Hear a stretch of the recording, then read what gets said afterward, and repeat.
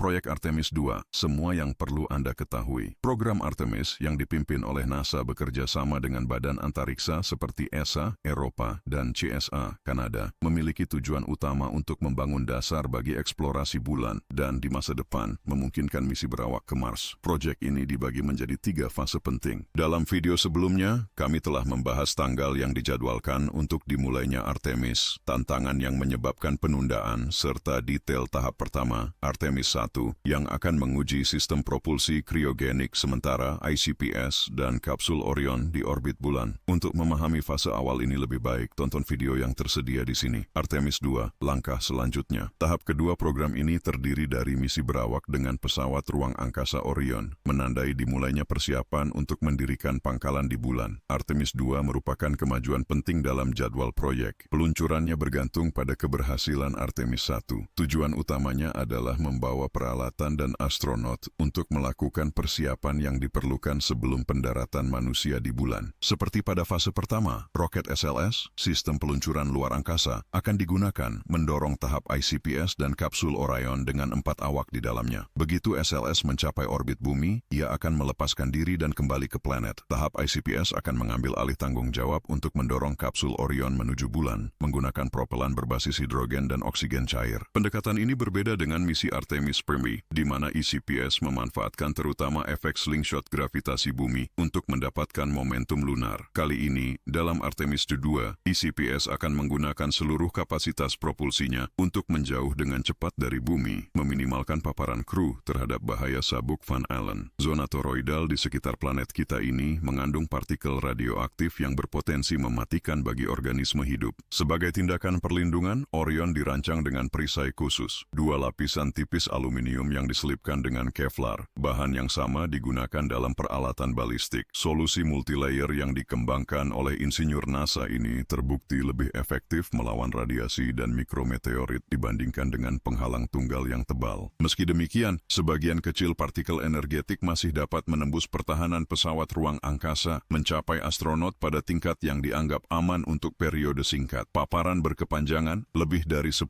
jam berturut-turut, dapat memicu masalah kesehatan serius dalam jangka panjang, termasuk neoplasma atau gangguan hematopoietik. Oleh karena itu, lintasan dihitung agar penyeberangan melalui wilayah radioaktif tidak melebihi 120 menit, waktu yang dianggap aman bagi kesehatan kru. Setelah melewati zona kritis ini, pendorong utama akan dinonaktifkan. Mulai saat itu, pesawat akan melanjutkan perjalanannya dengan memanfaatkan terutama tarikan gravitasi bulan, menyalakan mesinnya hanya untuk koreksi rute kecil selama perjalanan. Persiapan lunar. Begitu tim mencapai bulan, mereka akan memulai studi permukaan dengan melakukan serangkaian orbit yang akan membawa mereka ke area terjauh, termasuk sisi jauh satelit tersebut. Seperti diketahui, bulan memiliki satu sisi yang selalu menghadap bumi. Efek ini disebut rotasi sinkron, umum ditemukan pada berbagai benda langit baik di tata surya kita maupun di eksoplanet. Berkat karakteristik ini, kru akan memiliki pemandangan istimewa melalui jendela kapsul Orion. Sisi jauh bulan dan di cakrawala, bumi, sebuah bola kebiruan yang bercahaya, tempat kelahiran umat manusia. Selama berada di orbit bulan, para astronot akan menganalisis permukaan tanah dengan fokus khusus pada kutub selatan untuk menentukan lokasi ideal bagi pendaratan tim mereka di masa depan. Tapi mengapa kutub selatan begitu penting? Berbeda dengan misi Apollo yang mendarat di dekat garis khatulistiwa untuk mempertahankan kontak konstan dengan bumi, operasi program Artemis memprioritaskan kutub selatan. NASA mengandalkan Observatorium Stratosfer untuk Astronomi Inframerah, SOFIA, sebuah teleskop reflektor 2,5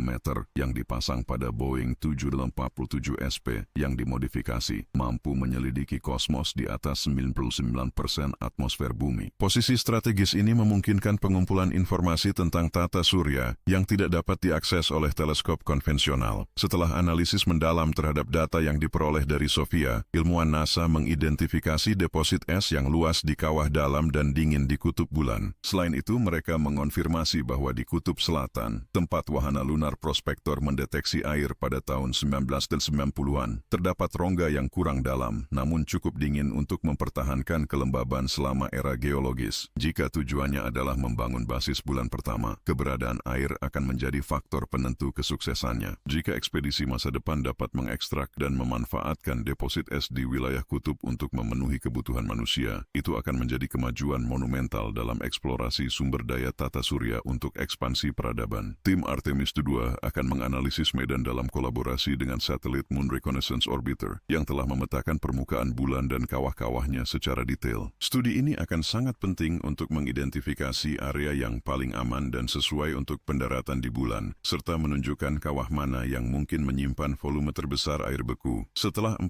hari mengorbit bulan dan menyelesaikan survei yang diperlukan untuk menentukan lokasi pendaratan, para astronot akan menyelesaikan tujuan mereka dan memulai perjalanan kembali ke planet kita, kembali ke bumi. Selama tahap keberangkatan, ECPS akan menghabiskan sebagian besar bahan bakarnya untuk melewati sabuk Van Allen dengan cepat. Oleh karena itu, kru mungkin tidak memiliki energi yang cukup untuk mempercepat pesawat dan mempersingkat waktu di ruang angkasa. Namun, hal ini tidak akan menjadi hambatan karena 2 alasan mendasar. Pertama, ECPS dilengkapi dengan persediaan air, makanan, dan oksigen yang melimpah yang mampu menopang kru hingga 21 hari di ruang angkasa. Kedua, karena pada fase kembali modul akan memanfaatkan efek gravitasi bulan untuk mendapatkan momentum menuju bumi. Setelah melewati pengaruh bulan, pesawat akan secara alami tertarik oleh medan gravitasi bumi. Dengan demikian, hanya menggunakan gaya gravitasi alami, kru akan dapat kembali. Saat mencapai orbit bumi, ECPS akan melepaskan diri, memungkinkan kapsul Orion memulai re-entry aman ke atmosfer, mengikuti prosedur yang sama seperti yang dilakukan Artemis I dalam misi sebelumnya. Pada saat itu, misi berawak akan secara resmi selesai. Namun misi Artemis II juga akan mencakup pengiriman instrumen dan perangkat penting untuk para astronot yang akan turun ke bulan. Ekspedisi berikutnya akan membawa lebih dari 100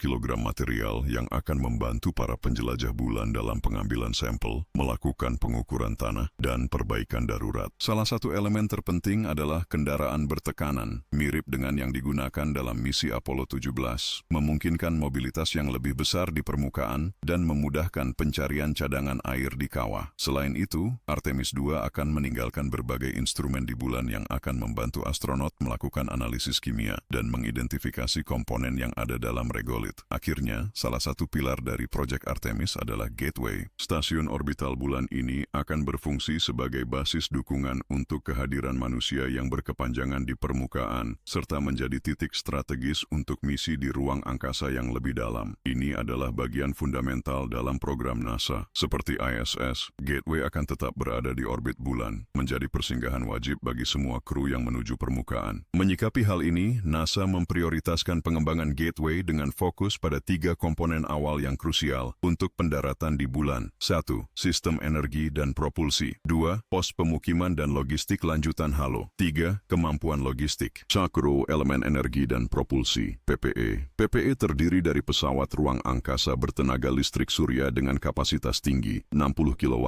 yang bertanggung jawab untuk menyediakan energi, komunikasi berkecepatan tinggi, kontrol posisi, dan kemampuan manuver orbital. Untuk gerbang bulan, komponen ini akan sangat penting untuk transportasi pesawat ruang angkasa yang aman ke permukaan bulan dan kembalinya astronot ke bumi. 2. Perumahan dan logistik. Pos terdepan halo. Halo akan berfungsi sebagai modul akomodasi utama bagi para astronot yang tiba di portal. Fungsi utamanya adalah memastikan kebutuhan dasar dukungan hidup bagi para pengunjung setelah perjalanan dari bumi, sekaligus mempersiapkan mereka untuk turun ke permukaan bulan. Modul ini akan menyediakan komando dan kontrol, manajemen data, penyimpanan dan distribusi energi, regulasi termal, komunikasi, pelacakan, kontrol lingkungan, serta dukungan hidup untuk memperluas kemampuan pesawat luar angkasa Orion dan membantu awak. Selain itu, halo akan mencakup beberapa pintu dock untuk kendaraan luar angkasa yang berkunjung dan modul masa depan, serta area khusus untuk penelitian dan penyimpanan. Arsitekturnya akan mirip dengan Stasiun Luar Angkasa Internasional, ISS, memudahkan astronot untuk mengenal sistemnya. 3. Logistik di ruang angkasa dalam. Saat mempersiapkan misi ke bulan, para astronot perlu menerima kargo bertekanan dan terlindungi, eksperimen ilmiah, serta pasokan, termasuk bahan untuk pengambilan sampel dan peralatan lainnya. Pada Maret 2020, NASA memilih SpaceX sebagai penyedia komersial pertama dari Amerika. Melalui kontrak layanan logistik Gateway, perusahaan ini akan bertanggung jawab untuk mengangkut kargo dan sumber daya lainnya ke pos terdepan, dengan pengiriman terjadwal untuk setiap misi Artemis ke platform lunar. Hal ini akan memastikan aliran peralatan dan pasokan yang stabil untuk memungkinkan tinggal lebih lama di bulan. Semuanya sudah siap untuk Artemis III. Lebih dari 5 dekade telah berlalu sejak terakhir kali manusia menginjakkan kaki di bulan. Umat manusia selalu memiliki keinginan yang tak tergoyahkan untuk menjelajahi yang tak diketahui. Pencarian intrinsik untuk penemuan dan mengatasi batas. Program Artemis bukan sekadar kembali ke satelit alami kita. Ini tidak hanya tentang mendirikan pangkalan atau mengeksplorasi sumber daya bulan. Ini jauh lebih dari itu. Ini adalah alasan untuk menyatukan upaya, kesempatan untuk kerja sama internasional demi tujuan bersama. Ini mewakili puncak ambisi manusia dan keinginan kita untuk melampaui batas. Misi Artemis II akan bertanggung jawab untuk mempersiapkan landasan bagi kedatangan para astronot baru yang akan berjalan di bulan. Keberhasilan fase ini sangat krusial, tidak hanya untuk program Artemis, tetapi juga bagi seluruh umat manusia. Pada momen inilah kita akan menanam benih masa depan, bab berikutnya dalam sejarah kita, dan kita akan menjadi protagonis dalam pencapaian ini. Ingin tahu apa yang akan terjadi pada fase akhir proyek Artemis? Berlanggananlah saluran ini untuk tidak ketinggalan video berikutnya.